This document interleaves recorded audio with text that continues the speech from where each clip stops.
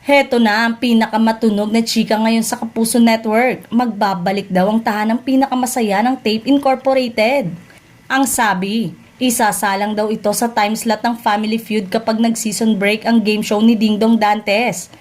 Pero chika pa lang yon dahil ayon kay Attorney Maggie Abraham Garduque, legal counsel ng spokesperson ng Tape Incorporated.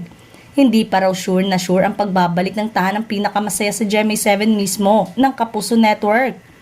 Wala pa raw, for nego pa daw, say ni Attorney Maggie nang tanungin.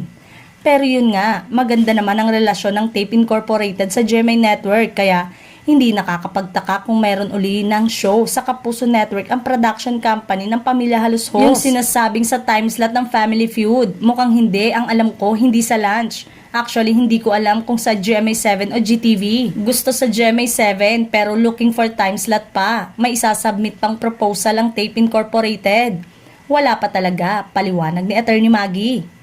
Pero patunay ang chikang ito na hindi tuluyang magsasara ang Tape Incorporated. After ngang isuko nila ang noontime show nila at magbalik pa rin sila sa pagpuproduce.